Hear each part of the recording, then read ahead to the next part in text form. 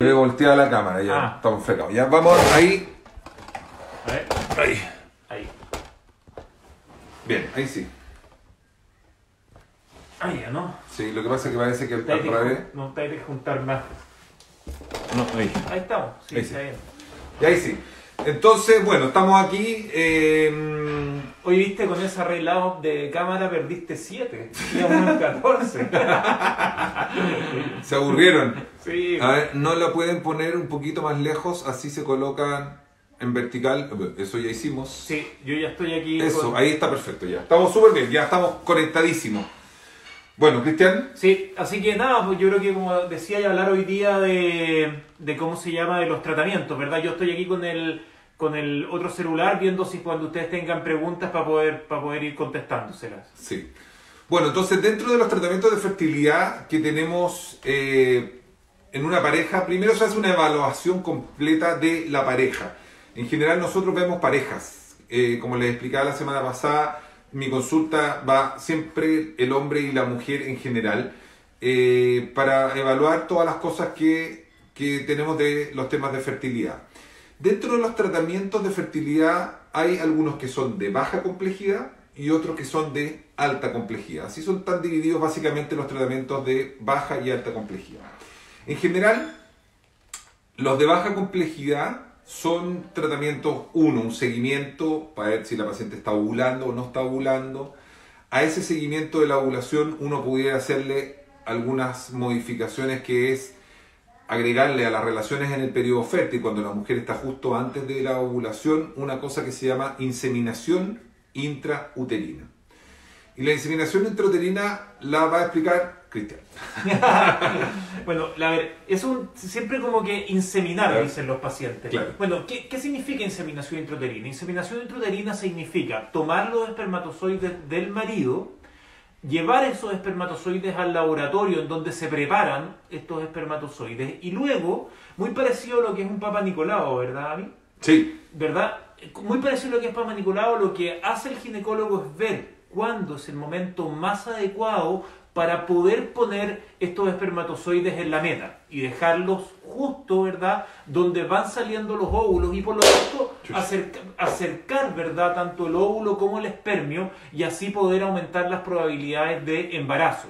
En general, estos son los llamados tratamientos de baja complejidad que se hacen en la consulta, o sea, no es necesario entrar a un pabellón, no es necesario tomar un analgésico, sino ustedes recuerden todos los años cuando se hacen el Papa Nicolau. ¿Y qué tiene que hacer el hombre? El hombre simplemente tiene que emitir una muestra con algunas características o algunos fármacos antes que les damos con la idea de poder ir mejorando el tratamiento. Sí, bueno, la inseminación intrauterina, que es como el primer escalón dentro de los tratamientos de fertilidad, lo ideal, como decía Cristian, es para factores moderados, sí, leves o moderados de factores masculinos. En general nosotros, los hombres, producimos cierto nivel de espermatozoides, que es lo que hablamos la semana pasada. Uno tiene que producir un número determinado, con una movilidad determinada y una morfología, es decir, cómo se ven estos espermatozoides. Cuando tenemos factores leves a moderados, podemos asociar a este seguimiento la inseminación intrauterina,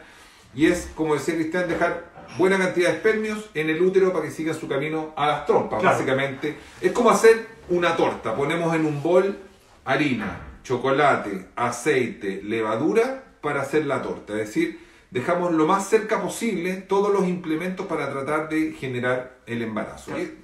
Yo quería hacer un comentario, porque en general el hombre, ¿verdad?, como hablábamos la vez anterior, con más de 15 millones de espermatozoides por ml, un hombre es normal. Bueno, ¿cuántos millones de espermatozoides aproximadamente necesitamos para que una inseminación sea buena? 8 millones. Por lo tanto, es bajar a la mitad. Es un hombre que probablemente no va a lograr un embarazo de forma natural. Con este tratamiento que es simple, que hace el AMI, ¿verdad?, en la consulta, teniendo solamente la mitad de los espermios, tenemos una buena probabilidad de embarazo. Exactamente, y eso es súper importante porque es un tratamiento que es muy simple. En términos de costo también es un tratamiento que es súper asequible y súper barato, y es bastante eficiente en general. Se estima que para una pareja joven, después de 4 tratamientos de inseminación intrauterina, el 50% de las parejas que están bien indicadas para ese tipo de tratamiento de inseminación intrauterina, van a lograr el embarazo. Por lo tanto, la mitad de las parejas se va a embarazar, la otra mitad lamentablemente no se va a embarazar y probablemente va a tener que pasar a tratamientos un poco más complejos. Y entonces, a mí si yo tuviera que, esta es una pregunta siempre, vale como 10 veces menos una inseminación que un in vitro, ¿no? Sí. Eso es como... No 10.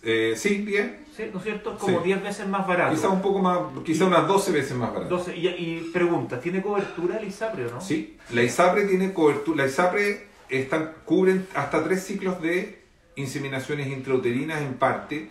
Depende un poco del plan del ISAPRE, pero sí, tiene cobertura ISAPRE absolutamente. Porque esa es una pregunta que siempre hacen, ¿tú, los tratamientos de medicina reproductiva tienen cobertura? Sí, sí tienen. Sí. ¿Verdad? Y por lo tanto, y ahí depende qué plan tienes Sí, mira, más o menos desde hace 3 años que FONASA reconoció, como hace 5 años FONASA reconoció la infertilidad como una enfermedad.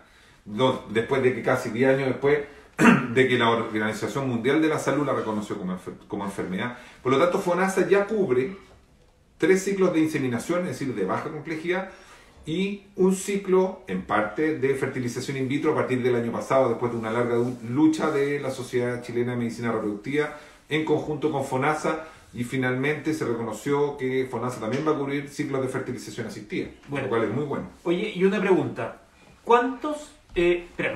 primero, ¿se escucha bien como estamos con mascarilla? Porque puede ser que no se escuche con buen volumen, si alguien nos puede responder. Oye, a mí, y aquí otra pregunta más que siempre tienen. ¿Cuántas inseminaciones se puede hacer una pareja antes de decir que tiene que llegar a un tratamiento de alta complejidad? Bien, en general, como que decía, la tasa de embarazo por ciclo, que eso también es importante, la tasa de embarazo por ciclo en pacientes con inseminaciones intrauterinas va entre un 14 a un 18%. Eso es la tasa de embarazo por ciclo. ¿Y de forma natural un mes cuánto tiene de posibilidades una pareja? 20%. O sea, Pero una pareja normal. ya no, pero... Estamos hablando de una pareja infértil, después de un año expuesto, la probabilidad de embarazo baja un 10%. Es decir, por cada mes que lo intenta. por cada vez que lo intentan. Una pareja normal, menor de 35 años, si tienen relaciones en el periodo fértil, se va a embarazar una de cada 5, es decir, un 20%. Las otras 4 se van a ir para la casa, sin embarazo, siendo todas normales. Perfecto. Después de un año de exposición a embarazo, ese porcentaje baja aproximadamente a un 10%. Con la inseminación podéis subirla a un 18%, casi al doble, ¿no? Perfecto. Después de un segundo año, la probabilidad de embarazo espontáneo baja a menos de un 4% Ya. de una pareja infértil. ¿Cachai? Entonces eso va bajando. Entonces, ¿y cuántas inseminaciones puede tratar? Nosotros en general hacemos entre 3 y 4. Ya. Porque después del cuarto ciclo la probabilidad de embarazo empieza a disminuir. Sí. Llega a un plató. Sí, yo lo explico de la siguiente forma eso. Por ejemplo, me tengo que achuntar. La primera vez que tiro el dardo y no lo achunto es mala suerte. La segunda vez es mala suerte. Pero cuando ya llegas a la quinta vez, quiere decir que soy malo para tirar los dardos. Y por lo tanto ya no es la suerte la que me está haciendo que no puedo achuntarlo. Entonces eso va generando que después de la cuarta, la quinta tiene menos probabilidades que la cuarta. Exactamente. Y la sexta tiene menos probabilidades que la quinta. Y el problema probablemente no esté en un factor masculino. Muchas veces con todos estos tratamientos de baja complejidad que uno hace, puede haber miles de otros factores de los cuales no estamos teniendo información. Si el huevo eventualmente no se deja fecundar por el espermio, si el espermio no puede, a pesar de estar normal, no logra fecundar al huevo, si ese embrión ya fecundado no logra ser transportado por la trompa hacia el útero, son miles de factores que pueden estar influyendo. O el mismo útero que no se pueda anidar, no se pueda quedar. Perfecto. Sí, por al final yo creo que es eso, ¿no? Mira, a mí principalmente me interesaría que sepan que los tratamientos de medicina reproductiva parten en tratamientos que son de baja complejidad y el tratamiento de baja complejidad es la inseminación. Sí. Y la mayoría de las pacientes, es decir, de todas las parejas que consultan en infertilidad, eso también es súper importante, más o menos un 10% llega a ser una fertilización in vitro, que son los de alta complejidad.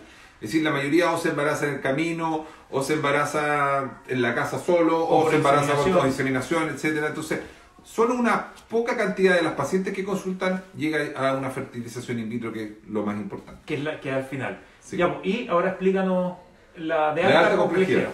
Bueno, los tratamientos de alta complejidad, a diferencia de la inseminación intrauterina, donde estimulamos un poquito los ovarios para que la mujer ovule uno o eventualmente dos para ofrecerle un poco más de oferta a los espermios.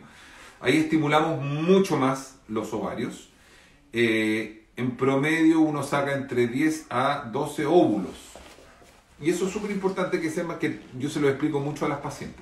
Cada vez que uno estimula el ovario, no es que esté robando más huevos de los que la paciente pierde ese mismo mes. Toda mujer... Eso es importante. Toda mujer todos los meses ovula, es decir, empiezan a crecer entre 10 a 15 huevitos. Solo uno llega a la ovulación, el resto se muere. Lo que nosotros hacemos en la fertilización in vitro es dejar hormonas para que todos estos huevitos lleguen a crecer. Por lo tanto, estamos aprovechando todos los huevos que están sensibles ese mes a los medicamentos. Los estimulamos más o menos por 10 días hasta que llegan a un tamaño ideal y de ahí se sacan en un pabellón especial. Uno se mete a través de la vagina con una aguja especial y recolecta los óvulos en el laboratorio. Perfecto. Y ahí tú contáis en aproximadamente 10, ¿o no? Entre 10 a 15 huevos, eso va a depender mucho de la edad de la paciente, lo que hablábamos la semana pasada. Edad de la paciente, reserva ovárica, tiempo de infertilidad y todos estos factores generan la cantidad de huevitos que la mujer van a crecer cada mes. Perfecto. Y aquí las preguntas, ahora voy a ser yo el entrevistado, ¿verdad? El entrevistador. El entrevistador. Oye, no el entrevistado, el entrevistador. Claro. Oye, ya, entonces, imaginémonos que una pareja le sacáis 10 huevos, los cuales se fecundan con los espermios, ¿verdad? Sí. Ya. ¿Y qué porcentaje tiene esa pareja de lograr un embarazo en ese tratamiento? Bien. Ahora les voy a contar porque esto es como el cuento de los perritos y los huevitos que sacamos.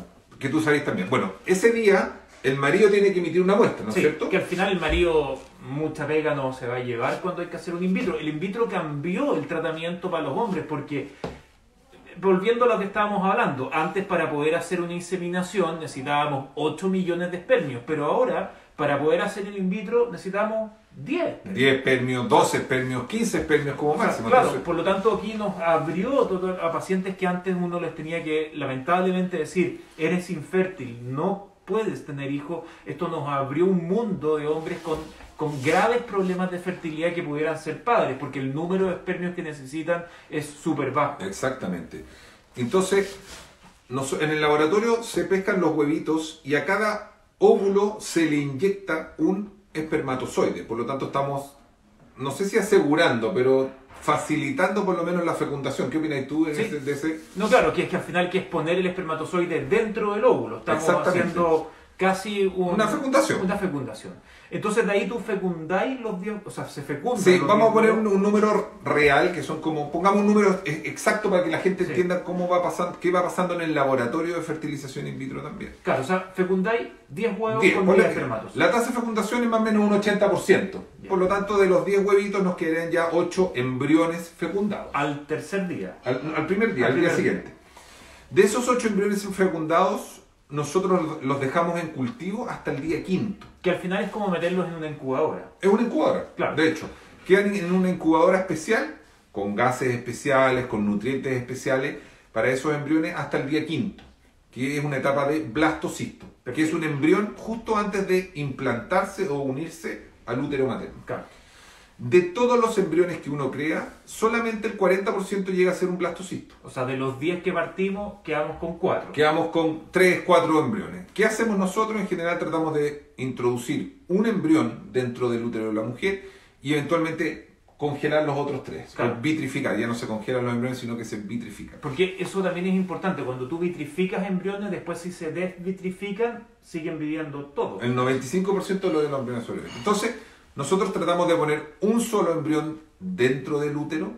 ¿Para qué? Para que esa mujer se embarace. Si ponemos un embrión de muy buena calidad dentro del útero, los datos que vimos ayer en la reunión de la unidad, podemos tener hasta un 50% de probabilidades de embarazo con un embrión. Claro. Por lo tanto, sabiendo que la naturaleza genera un 20% de embarazo cada vez, acá tú estás casi triplicando los valores de la naturaleza con una fertilización in vitro, que eso es increíblemente bueno. Claro, y lo como hablábamos la semana pasada, las causas que hacen que aumente, ¿verdad?, que estemos cada vez con más tratamientos de medicina reproductiva. La edad que estamos tratando de tener guagua, que antes éramos mucho más jóvenes, ¿verdad? Los tóxicos ambientales, algunos tratamientos que pueden producir problemas de fertilidad. La alimentación, la obesidad, el sobrepeso, sí, todo eso influye en forma muy negativa. Claro, y todo eso al final nos llega a que cada vez estamos viendo más pacientes o más parejas que llegan a medicina reproductiva. En países desarrollados, aproximadamente 1 de cada 5 parejas va a tratamientos de medicina reproductiva, por lo tanto es algo súper frecuente. Lo que pasa es que muchas veces no se comenta, pero si nosotros... Nadie anda diciendo, oye, me hice un tratamiento de medicina reproductiva, pero la verdad es que en Chile creo que es 1 de cada 7 más o menos parejas. Sí, bueno, que pudiera pudiera llegar. Claro, lo que pasa es que muchas la mayoría no llegan. Sí, el acceso a la fertilización in vitro, lamentablemente, en nuestro país es muy chiquitito. Sí. No más allá, imagínense, no más allá del 10% de las parejas que requieren fertilización in vitro logran llegar al tratamiento. Sí. Es decir, hay un 90% de población que por temas principalmente económicos no logran hacerse el tratamiento, lo cual es increíblemente... Ahí te das cuenta lo poco desarrollado que es nuestro país. Sí, y que hay todavía desigualdad en el punto de vista reproductivo. Sí. Sí. El único país del mundo, ya que estamos en el webinar del Estadio Realista, el único país del mundo que financia todos los tratamientos de fertilidad hasta que esa pareja tenga al menos 2 hijos es Israel. Mira. ¿Tú no sabías? Yo no sabía. Yo trabajé en España. En España están también subvencionados los tratamientos, pero no al nivel de Israel. No tenía idea. En España están subvencionados, pero con listas de esperas grandes. Sí, bueno, yo también que estuve en Inglaterra, también la lista, también financiada entre 1 y 2 ciclos, pero la lista de espera era 6, 8 meses, pero da lo mismo, pero al final accedía al tratamiento. Claro, no, en España estábamos los pacientes tenían que estar 2 años en lista de espera antes de... ¿En serio? Sí. ¿Y la reserva ovárica y todas esas cosas? Nada. Ahí empezaron los problemas, porque Claro. si llegaban muy tarde también iba a ser menos probable que esa pareja pudiera embarazar. Sí, Así oye, que- lo otro que te quería preguntar, mira, en general a veces hay factores masculinos, que la gracia que tenemos a Cristian que hace todo esto, la parte masculina en todos los tratamientos de fertilización in vitro. Tenemos factores masculinos que muchas veces son extremadamente severos y que en el eyaculado no logramos encontrar espermio. Por lo tanto, por mi parte, estimulo a la paciente, sacamos los huevos, pero no tenemos espermio. ¿Qué hacemos? Claro. Muchas veces Cristian tiene que ir directamente al testículo a buscar los espermios. Sí. ¿No es cierto? Sí, eso se llama azoospermia, es cuando no hay espermatozoides en el eyaculado, pero que no existan espermatozoides en el eyaculado no quiere decir que la fábrica, que es el testículo, no vaya a tener espermatozoides dentro. Entonces, cuando un paciente no tiene espermatozoides, nosotros vamos a buscar espermatozoides al testículo. Y la probabilidad en global que tenemos de encontrar espermatozoides del 60%, que es súper alta. Y que antes también era lo mismo como hablábamos, un paciente no tiene espermio, bueno, no puede ser papá. Y que, ojo, todavía en algunos centros que no son especialistas en fertilidad, a un hombre le podrían decir, oye, no hay espermio en el eyaculado, chuta, no vaya a poder ser papá. Y eso no es así. La probabilidad real que tenemos de poder encontrar espermatozoides en el testículo, aunque no existan en el eyaculado, es de aproximadamente el 60%. Ahí depende claramente, hay algunas patologías que pueden llegar a 0 y hay otras que van a llegar al 100, por ejemplo, pero que depende de cada uno. Pero si yo tomo el promedio es de un 60% de probabilidades de poder encontrar espermatozoides en el testículo. Por lo tanto, eso también es importante, que poderlo conocer y saber. Y entonces a mí tenemos los de baja complejidad, ¿verdad? Que sería la inseminación intrauterina, y los de alta complejidad, que sería el ICSI. El ICSI. Ya, oye, la típica pregunta, ¿cuál es la diferencia entre ICSI y in vitro? In vitro. Buena pregunta. La fertilización in vitro es cuando uno deja en unos platos especiales los óvulos con espermios. Por lo tanto, en forma un poco más natural, un espermio se mete dentro del óvulo. Ya, ¿Okay? O sea, como poner en un frasco un óvulo, espermio, y ahí el espermio que gana. Y el ICSI, la sigla de ICSI es inyección intracitoplasmática de espermatozoides. Es decir, inyectamos dentro del citoplasma de ese óvulo un espermatozoide. La gracia que tiene eso es que es mucho más, a pesar de que parece más difícil, para los embriólogos hoy en día es mucho más fácil. Sí, porque es más rápido. Es más rápido y todo. Entonces, la mayoría de los centros hoy en día están haciendo solamente ICSI. Ya. Entonces, O sea, como cuando habláis in vitro, en general en nuestro país habláis de ICSI, y no solamente en nuestro país, en la mayoría del mundo, la verdad. al final lo usamos como sinónimo, pero no es lo mismo, pero da lo Exactamente. mismo. No es lo mismo, pero da lo mismo. Porque antes se hacía in vitro, ahora se hace ICSI, pero la verdad es que si tú dices, me voy a hacer un in vitro, en verdad te estás haciendo un Un ICSI. ICSI, exactamente. Igual si ya hemos hablado harto, podemos seguir hablando, pero igual podrían haber preguntas. ¿Alguna pregunta para que vaya saliendo? Bueno, lo otro que yo quería comentar, que también venía un poco de la semana pasada, en general, hoy en día la fertilidad es mucho más amplia que lo que es una pareja, porque ya que estamos hablando de tratamiento de fertilidad, nosotros también tratamos muchas pacientes que son solteras. Ah, bien, claro. Sí, pues. Sí. Entonces, pacientes que no tienen pareja o que han tenido mala experiencia o que la verdad que quieren ser madres solas. Nosotros también hacemos tratamientos de fertilidad en pareja, en mujeres solas.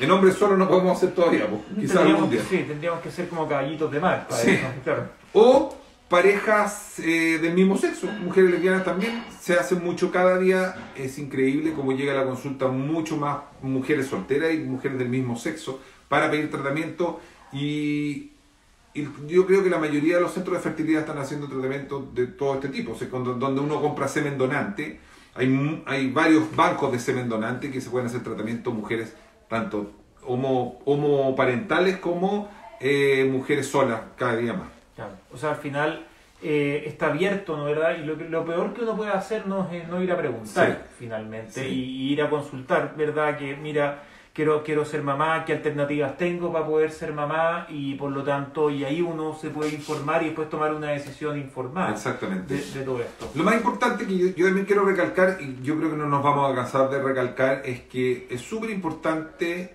en los tres pilares con los cuales finalizamos el webinar de la semana pasada, que son 1. Edad de la mujer.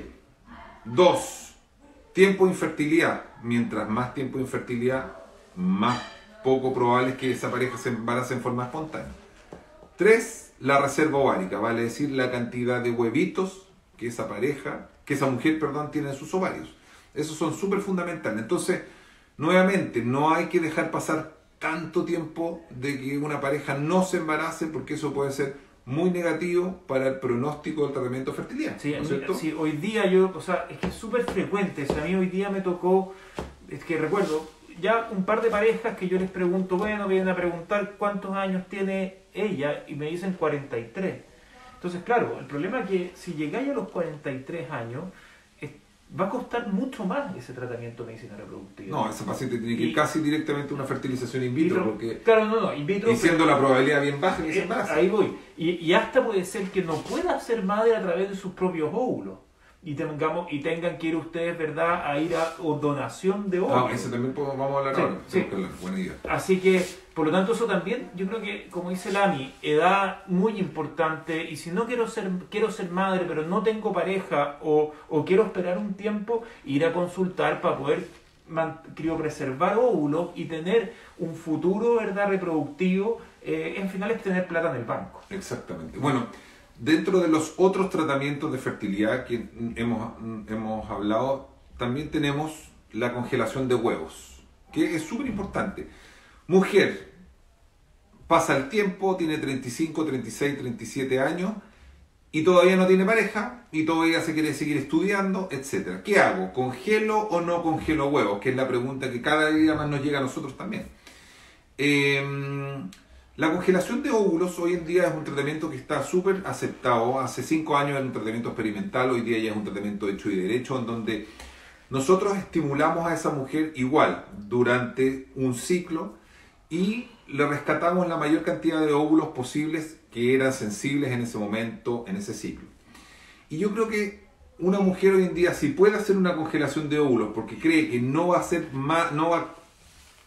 tiene expectativas de ser madre a corto plazo y se están pasando los años, tiene sobre 35 años, es una excelente alternativa para ella. ¿Para qué? Yo les digo, esto es, como tú dijiste, un seguro de vida. Yo también tengo un seguro de vida. Ojalá no lo ocupe nunca, Claro. porque significa que me morí. Esto es sí, pues. Sí. En cambio, en esto es igual. Yo te voy a congelar tus óvulos. Déjalos ahí. Lo más probable es que no los ocupes, que hayas hecho un gasto de plata. Pero si tenéis 40 años, probablemente va a ser mucho más útil que ocupes tus óvulos de 35 por alteraciones cromosómicas, probabilidad de embarazo, probabilidad de aborto, versus ocupar tus huevos de 40 años porque postergaste mucho la maternidad. Claro. Pero, si en 3 años decidiste tener guagua y tenés 38 y tuviste 2 guaguas, me vas a llamar y me decís, ¿sabes qué? Dona tus óvulos, dona mis óvulos, o bota los óvulos. Los óvulos se pueden eliminar en cualquier momento. Se descongelan nomás, si al final... Es como congelar un pedazo de pelo. Claro, si al final es lo mismo que ovular al final. Absolutamente. Al final, y lo mismo pasa con los espermios. Tú puedes congelar, alguien puede congelar. En general la congelación de espermio en hombres está mucho más relacionada a tratamientos por cáncer, a cirugía, más que a edad, porque en general los hombres vamos manteniendo o por más tiempo nuestra capacidad fértil, pero ojo igual, un hombre de 50 años no tiene el mismo potencial fértil que un hombre de 25. La mantenemos, pero no en el mismo potencial. Entonces, en los hombres también, uno puede congelar. Por ejemplo, tengo un cáncer curable, como muchos cánceres actualmente, y me tienen que dar quimioterapia. Eso es un punto que es súper importante tocar. Sí, y podemos... porque todavía no está metido en la... Sí, yo trato, de verdad, trato de meter esto, pero con no sé cómo, porque me presento mucho esto, para mí es algo súper interesante y me da pena ver de repente a que te llegan pacientes de 30 años que recibieron un tratamiento oncológico en edad pediátrica, o 16 años, 15 años, que pudieron haber congelado y no congelaron. Entonces en el minuto, chuta, no tengo espermio. ¿Bien? Entonces pasa lo mismo, la congelación de espermio es barata. Bien, es simple, muy, muy, muy simple. Y por otro lado, si es que no lo voy a usar, simplemente se descongelan, si es lo mismo que haber tenido una eyaculación. Exactamente. Bien, y por lo tanto, y hay varios centros en Santiago donde se puede criopreservar espermio. Así que eso es algo que de verdad yo creo que a los que escuchen esto es una cuestión de cultura general. Sí. Tenemos que expandirlo. Y lo otro, en mujeres con cáncer, en general la mayoría de las quimioterapias van a matar el mayor porcentaje de huevos en los ovarios, sobre el 90% probablemente. Por lo tanto, cualquiera que ustedes conozcan, una mujer que tenga algún cáncer, nosotros podemos, en una semana podemos congelar los huevos. Sí. Hoy en día, antes había que esperar la regla para empezar las estimulaciones en las mujeres, no, hoy en día se parten en cualquier momento del ciclo, podemos coordinar todo para que esa mujer pueda tener óvulos congelados para que en un futuro, si es que quiere ser madre, pueda hacerlo con sus propios huevos. Cada día las quimioterapias están dando mejores sobrevidas a todos los pacientes. Sí, totalmente. Entonces, el tema de los oncólogos en general todavía no tienen, cada día está mejor, pero todavía no tienen metido en el chip de que se pueden congelar huevos, se pueden congelar espermio, y cada paciente joven que es diagnosticada en forma oncológica tiene que, sí o sí, tratar de congelar huevos o tratar de congelar espermio. Sí. Bueno, no sé si hay preguntas para que ustedes vayan haciendo, nosotros las vamos a ir respondiendo. Por último, vamos a seguir conversando, pero la idea es que si tienen algunas dudas las podamos... Sí, hoy día están todos saludando. Sí, saludar, parece que está demasiado famoso. No, sí. Bueno, y yendo a eso también, por ejemplo, voy a dar un ejemplo. El cáncer de testículo es un cáncer que se da en hombres entre 15 y 35 años, por lo tanto en el pic del punto de vista reproductivo. Claro, sin duda.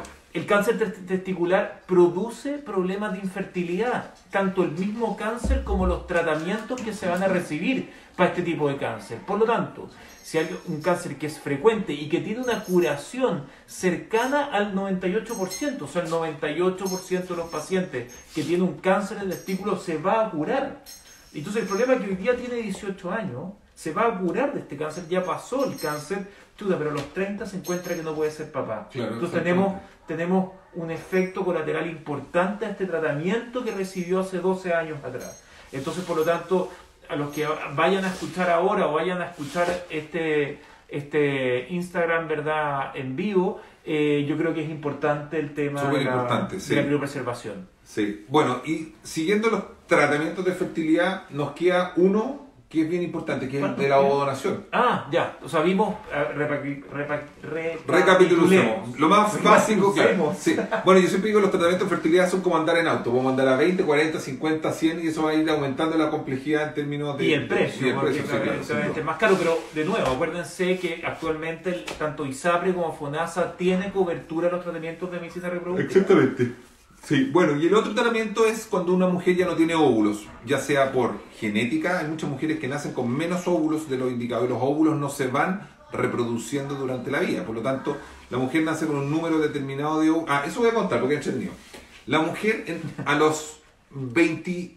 las 28 semanas de embarazo, cuando está dentro del útero de su madre, tiene en promedio 8 millones de óvulos.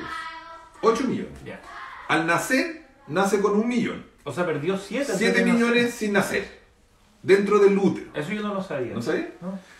Y en el momento que le llega su primera regla, ¿Ya? entre los 12, 13, 14 años, le van quedando 400.000. Es decir, perdió la mayoría de los óvulos antes de los 12 Y años. eso simplemente porque Porque desaparecieron, así se los murieron. óvulos se van muriendo en forma espontánea. Por lo tanto, la mujer ovula en promedio 400 veces en la vida. Es decir, de esos 400.000 no va a ocupar nada. Sí, pero aunque ovula 400... perdóname si estoy bien. Ovula 400 veces, pero claro, cada Pero vez parten- ovula mucho. Po. Claro, pero parten como 20 y al Exactamente, final se termina terminó. uno. Por eso que se van perdiendo todo el rato. Claro. Ahora, sin ovular, también se van perdiendo. Por eso que la mujer, si toma anticonceptivos 20 años, ¿Ya? no ovuló en 20 años. ¿Y eso es bueno para el tema fértil? No, da lo mismo, se van perdiendo igual. Ya. Por eso una mujer me dice, pero doctor, yo no he ovulado nunca. Siempre he tomado anticonceptivos. Sí, po. Sí, Y pero- ahí te pero- dicen, el típico mito, ¿los anticonceptivos hacen que la mujer sea más infértil? No. No, pues, es la edad. Claro. La mujer tomó 15 años de anticonceptivo, entonces empezó a los 20 y a los 35 quiere ser madre y ya no puede porque está infértil. Claro. No fueron los anticonceptivos. Y en comparación con el hombre va produciendo espermatozoides siempre y produce espermatozoides nuevos cada 72 días. O Exactamente. 71 días, 73, 71, bueno, cada 70 días. Entonces, tú vas produciendo, se van generando y cada 70 días hay un espermio nuevo. Mientras que en la mujer, yo no sabía que perdía tanto antes de Todo el nacer. rato. Qué heavy. Bueno, entonces hay mujeres que nacen a veces con menos huevos. Por lo tanto, en vez de que su menopausia llegue a los 50, va a llegar a los 45. Por lo tanto, toda la vida fértil es mucho más corta. Mira, Y hoy en día existe un tratamiento que se llama tratamiento de ovodonación, en donde nosotros tenemos un programa de ovodonación en donde tenemos donantes, que son mujeres en general muy jóvenes, que donan sus huevitos y esos huevitos se fecundan con los espermios del marido de esa paciente, hacemos embriones y estos embriocitos se ponen dentro de su útero para que ella sea madre. perfecto. Si bien la genética de ese huevo o de ese embrión no tiene nada que ver con la madre, Pero por sí, supuesto, pero sí con el papá. sí con el papá, pero cómo se va a desarrollar ese embrión dentro del útero de la madre va a estar determinado solamente por el ambiente intrauterino de ese embrión. Por lo tanto, si yo ese embrión lo pongo en una mujer A, va a ser un ser en donde los genes se van a aprender o apagar dependiendo del ambiente intrauterino. Si ese mismo embrión lo pongo en una paciente B, probablemente va a ser un ser completamente distinto, a pesar de tener la misma genética, porque esa madre le va a dar otras señales a ese embrión de cómo desarrollarse. Es como si tú, Cristian Palma, en vez de haber nacido en Chile, hubieras nacido, no sé, en Alaska, Claro. con tu papá. Sí. Probablemente el pelo sería un poco distinto, la forma de la oreja, a pesar de tener tu misma genética, todo el medio ambiente, la contaminación, la alimentación y todo hace que algunos genes se vayan prendiendo y apagando. Claro. Lo mismo pasa con un embrión de un huevo donado, en donde ese embrión va a ser único en el útero de esa madre receptora. Y aparte han aumentado mucho las donaciones. Sí, ¿verdad? mucho. Nosotros hacemos en promedio, no sé, unas 150 tratamientos de donación al año en la clínica.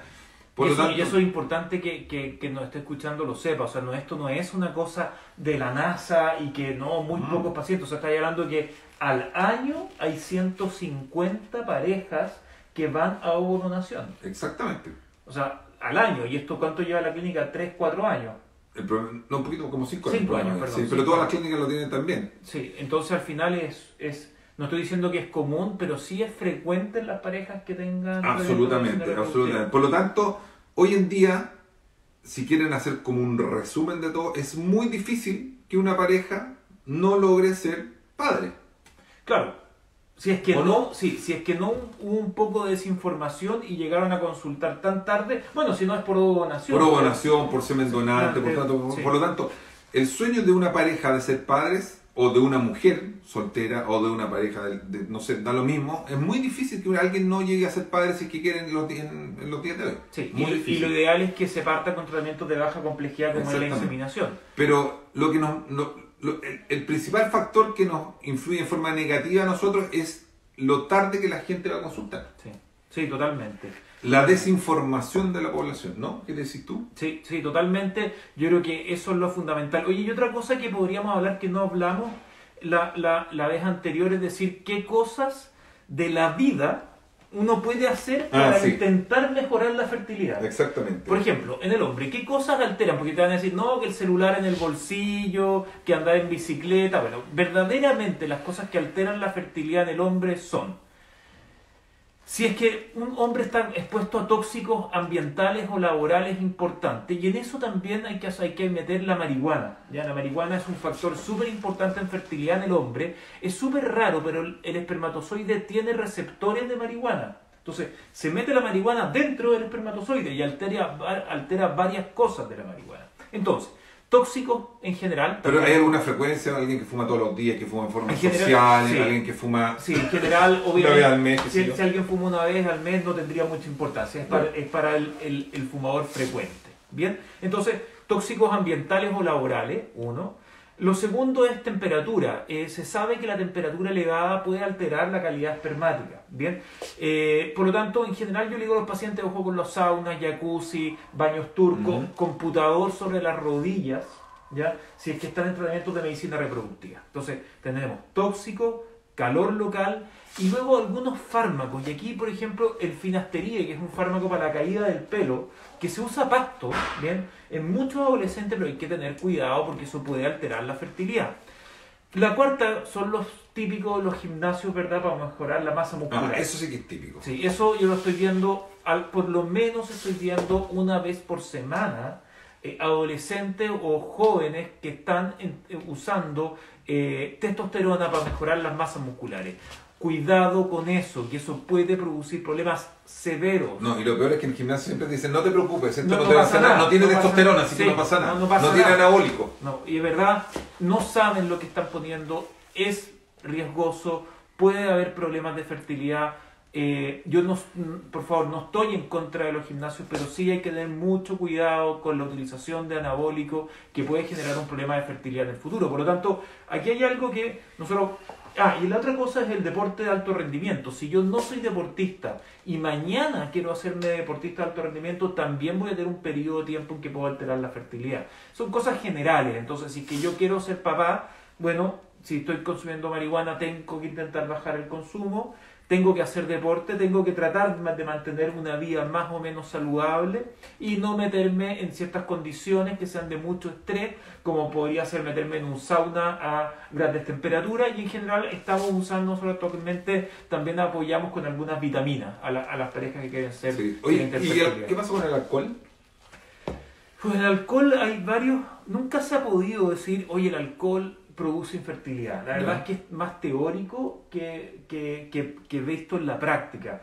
Yo les digo a los pacientes, mira, puedes consumir alcohol, consume vino, toma cerveza en modo moderado. ¿Sabes lo que no sé? Yo me acuerdo en Inglaterra decíamos 7 cups. Y que un cup era como un vaso de vino. Así, 7 copas a la semana. A la semana. Y un destilado eran 2 copas. Ya. ¿Cachai? Perfecto. Sí, o sea, eso no hay ningún problema. Yo creo que no hay problema en que te tomes 2 o 3 copas de vino. Pero claro, si el consumo es exagerado, como muchas cosas, el alcohol también puede alterar el punto de vista de fertilidad. Sí, bueno, yo lo otro que, en términos de la mujer, muy importante, saber los antecedentes familiares. Si la mamá tuvo una menopausia precoz, es decir, una menopausia antes de los 50 años, antes de los 40 años, en su época de los 30, eso es absolutamente genético. Si una mamá después empezamos a buscar la mamá, la tía, la prima, muchas dentro de la familia tienen infertilidad y tienen fallas ováricas. Por lo tanto, si hay alguien en la familia que tenga infertilidad, es bien importante saber qué tipo de infertilidad tuvo. Lo segundo, como decía Cristian, el sobrepeso genera infertilidad por miles de factores. Tercero, yo creo que la salud sexual es muy importante. Hoy en día las enfermedades de transmisión sexual, como ya no estamos hablando ni siquiera de sífilis, gonorrea y esas cosas que hoy en día han empezado a aparecer también nuevamente. Y como se le perdió el miedo al VIH, exactamente, empezaron a aparecer todas estas enfermedades que habían estado muy muy apagadas por muchos años, Sí. como la gonorrea, la sífilis. Claro, pero esas ya son muy sintomáticas. Sí. Pero, por ejemplo, la clamidia, el ureaplasma, el micoplasma, son gérmenes que son todos enfermedades de transmisión sexual y que son absolutamente asintomáticos. Es decir, si alguien tiene sexo sin protección puede contraer estos gérmenes y generan mucha alteración a nivel de las trompas de falopio y a nivel de la anatomía uterina. Se inflama, ¿verdad? Se inflama todo, pero muchas veces son absolutamente asintomáticas. Por lo tanto, si ustedes tienen hijas jóvenes y todo, siempre tratar de, si tienen relaciones, siempre con protección, preservativo, independiente que usen o no pastillas anticonceptivas. El preservativo ya no solamente es como un anticonceptivo, sino que es un anti muchos otros gérmenes que pueden venir en esa misma relación Sí, sexual. totalmente. Yo creo que hay que hacer una mezcla de cosas, o sea, hay que mezclar pastilla anticonceptiva más preservativo, y hay que hacer las dos cosas al mismo tiempo para poder prevenir todas las infecciones de transmisión sexual que estamos viendo. Exactamente. Oye, otra pregunta, que la endometriosis, ¿nos puede explicar qué es y por qué puede y cómo alguien se puede dar cuenta? Por ejemplo, yo tengo Súper buena pregunta. tengo 32 años, soy mujer, no me he embarazado. ¿Cómo me puedo dar cuenta que puedo tener una Muy bien. endometriosis? La endometriosis es una enfermedad que también tiene un alto porcentaje genético y autoinmune probablemente. ¿Por qué? El endometrio es la capa interna del útero que crece todos los meses. Si no hay embarazo, es lo que la mujer elimina con la regla. Es como Es la capa interna del útero. Perfecto. ¿Dónde El salía? nido. El nido. Eso, el nido. El nido. Bueno, entonces, la mujer todos los meses le crece el endometrio, si no hay embarazo, se bota con la regla. Esa sangre que sale por la vagina también puede salir, se va por las trompas y llega a la cavidad abdominal. Ya. O sea, hace como un flujo retrógrado. Ya, o sea, como que se va por otro camino. Se va por el camino de las trompas, Ya. que es normal. Y en algún grupo de mujeres esta sangre se va anidando. ¿Qué es lo que hace que estas células se aniden en unas pacientes y en otras no? Todavía la causa específica no se sabe, pero sí se ve que hay factores genéticos, hereditarios, inmunológicos. Por lo tanto, esa mujer todos los meses se van acumulando pequeñas celulitas de endometrio dentro de su pelvis, ¿ya? Hasta que en algún momento empiezan a crecer y la mujer cada mes que sangra para abajo, sangran estos Sangra hacia adentro de la guata. sangra hacia adentro, sangran estos puntos dentro de la pelvis. Y eso va generando, la sangre genera dolor, irritación, inflamación y adherencias. Ya, entonces, por eso duele la regla. La regla duele por eso, uno, pero hay mujeres que tienen reglas extremadamente dolorosas. Las mujeres con endometriosis tienen un signo clásico que es una dismenorrea progresiva. La dismenorrea es dolor de regla, pero que a los 20 era dolorosa, a los 25 era mucho más dolorosa, a los 30 no puede ir a trabajar, así, heavy. Y así sucesivamente. Y el uso de anticonceptivo disminuye notoriamente el dolor. ¿Por qué? Porque la paciente sangra mucho menos. Con anticonceptivos se sangra mediodía, con suerte un día. Por lo tanto, esa paciente que suspendió los anticonceptivos porque quería ser madre, y desde que suspendió los anticonceptivos el año pasado, cada regla ha sido mucho más dolorosa, se le va el dolor hacia atrás, típico dicen, se me va el dolor a la cola, no me puedo incluso sentar. Es porque esta endometriosis o este tejido endometrial inflama también los ligamentos que van desde el útero hasta el sacro. Entonces genera mucho dolor en toda la parte pélvica. Y esa es una endometriosis que también produce una alteración anatómica a nivel de las trompas de falopio, de los ovarios. Muchas veces nosotros entramos a operar esta patología y está pegado el útero, el intestino, los ovarios, los uréteres, está una mama muy importante. O sea, la endometriosis produce infertilidad por una cosa como obstructiva. Obstructiva e inflamatoria también. Ya. Obstructiva, inflamatoria y anatómica. ¿Y cómo se da cuenta alguien ¿Que tiene endometriosis? Sí, por ejemplo, Reglas dolorosas. Ya, o sea, si... Ese es el principal síntoma. Si nos está escuchando hoy día una pareja que ella tenga 35 años, Bien. o 32, Bien. y que quiere decir, ¿sabes qué? Me quiero embarazar en 2 años más, a los 34, Sí. pero está con reglas dolorosas, ¿sería bueno que vaya a consultar? Sería bueno que vaya a consultar, porque quizás esa paciente es candidata a dejarla con anticonceptivos hasta los 37. Claro, con estos No, y anticonceptivos- primero hacer una evaluación de su reserva ovárica, porque la endometriosis también puede afectar mucho la reserva ovárica, porque a veces se forman grandes quistes dentro de los ovarios como quistes de sangre, que se llaman endometrioma. Que los daños, ¿no? Que va destruyendo el tejido ovárico. Mira, o sea, interesante porque eso también es algo de decir, oye, me tengo que prevenir.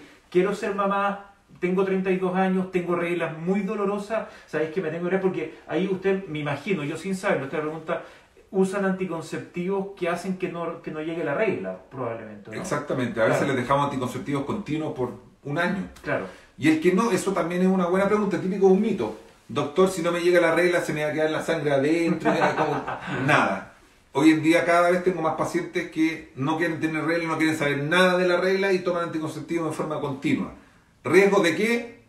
Cero, O de sea, nada. no pasa nada cuando no la regla. No, sí, lo que pasa es que no se genera el endometrio, entonces no sangra. ¿No? Bueno, pero sí, en la naturaleza en general, los animales no están cuando... En celos muy poco tiempo. Está claro, o sea, se embarazan, nace el cachorro, ¿verdad? Están amamantando y después nuevamente se vuelven a embarazar. Por lo tanto, no están estos periodos, ¿verdad?, en donde están ovulando. Oye, no, estamos por terminar. ¿Alguna pregunta? Hablamos mucho. Ni una pregunta, hoy día tengo menos concurrencia que la vez pasada. Sí, uy, estamos más guateros. Sí, ¿qué vamos a hacer? No sé, vamos a tener que reírnos, vamos a tener que salir en pelota la próxima vez, parece. La próxima semana el doctor Magienzo en Zunga. Sí, bueno, la idea también es interactuar un poco con usted. Nosotros en general, cuando hacemos esta cuestión en la radio, las preguntas vuelan. Bueno, pero sí, después lo ve mucha gente. Yo estuve así como copuchento y igual el del anterior fue tanta gente. Pero es importante también que se atrevan a preguntar. Si nosotros, la gracia de que nosotros, siempre hay un amigo. Siempre hay un amigo que puede estar más cagado que uno. Claro. No, pero es verdad, sí, la gracia de todo esto es nosotros acceder a todas las preguntas que tengan ustedes, cualquier cosa, la pregunta que sea en términos ginecológicos, urológicos, Cristian es urólogo. De la próstata, los riñones, ¿verdad? Sí, aprovechamos cálculo del riñón. Oye, ¿los cálculos pueden producir infertilidad o algo? No, los cálculos del riñón es lejos uno de los dolores más dolorosos que dicen los pacientes. Es como un parto sin anestesia, sí, está equiparado a eso. Sí, yo nunca he tenido cálculo de riñón, pero me han tratado de tratar muchos pacientes con cálculos renales, pero no. En general, los problemas urológicos que pueden dar problemas de fertilidad son los más relacionados con el ámbito de las disfunciones, ¿verdad? Disfunción eréctil, trastornos de eyaculación, cánceres en general por los tratamientos oncológicos, cáncer de testículo, varicocele, en general hay que ser cuidadoso. El varicocele es como, el varicocele produce infertilidad, no. El 25% de la población tiene varicocele. De ese 25% solamente a un cuarto le va a producir una alteración del espermiograma. Pero después, alteración del espermiograma no significa infertilidad. Entonces, la verdad es que el varicocele existe, puede producir, pero no es lo que nos tratan de vender hoy varicocele produce. No, hay un grupo muy seleccionado en pacientes que pueden alterar la fertilidad. ¿Por qué? Si yo tengo un varicocele importante que me daña mi fertilidad, pero mi pareja tiene 39 años, da lo mismo el varicocele. No hay que hacer el varicocele y probablemente ir a un tratamiento de medicina reproductiva porque entre ambos dos tenemos un problema. Exactamente. Al revés, si yo tengo 30 años, mi pareja tiene 29 años, queremos ser papá y tengo un varicocele severo o una alteración del espermiograma, a ese paciente puntualmente podemos ofrecerle una cirugía, pero es la minoría, es súper poco frecuente. Sí. Oye, se me acaba de ocurrir tema... Para la próxima. Sí. ¿Sabes lo que vamos a hablar? Algo que quizás... De ti. No, sí, puede ser que de mí también. Vamos a hablar de disfunciones sexuales. Ya, buena. Cristian es súper experto en todo lo que son disfunciones sexuales. Del hombre es disfunción eréctil, trastornos de la eyaculación, sea rápida como lenta. Exactamente. Disminución del deseo, bien, y dolor. Bien. Y así que en eso vamos, y hay curvas, una cosa que se llama enfermedad de la peironía. Sí, exactamente, hablemos de todo. Bueno, en términos de la parte femenina, anorgasmia femenina, vamos a hablar del vaginismo, mujeres que tienen, vamos a hablar de bajo deseo sexual, que yo creo que pasa mucho hoy en día en la sociedad. Sí. ¿Vaginismo qué es? Vaginismo es que la mujer se le produce una contracción involuntaria de la vagina. O sea, dolor. Mucho dolor. Claro. O sea, yo sabía lo que era, pero para que... muy bien. Bueno, entonces vamos a hablar de todos esos temas en forma muy abierta y muy profesional, así que lo ideal es que si saben de gente y todo, ojalá nos podamos reencontrar el próximo miércoles a las 7 de la tarde para hablar de todos estos temas que muchas veces son tabú. A la gente, yo les voy a dar un ejemplo. A la gente mucha gente, incluso al ginecólogo le da vergüenza. Sí. Y uno tiene que empezar a indagar de estas cosas. Sí, o sea, disfunción eréctil, para decirles solamente, la disfunción eréctil se asocia a enfermedad, a edad, ¿ya? Y un hombre de 70 años tiene un 80% de probabilidad de tener una disfunción eréctil. Y lo más importante, la disfunción eréctil es un marcador de patología cardiovascular. O sea, si yo tengo 50 años y tengo un problema de erección, aparte de la erección, es que, ojo, mi riesgo de infarto es enormemente grande. Y Mira. lo más probable es que si tengo 50 años y hoy día tengo un problema de erección, es que en 5 años más haga un infarto. Así que la disfunción sexual no es solamente no estoy funcionando, sino, ojo, puede ser un marcador de enfermedades graves y mortales, como puede ser un infarto. Mira que heavy. Bueno, así que nos vamos a dejar hasta acá. Perfecto. Nos vemos el próximo miércoles, 7 de la tarde. Vamos a hablar de todo lo que son las disfunciones sexuales, tanto masculinas como femeninas, ¿no? Entretenido el tema. Bien. Que les vaya muy bien. Muchas Chao, gracias a todos. Chao, suerte.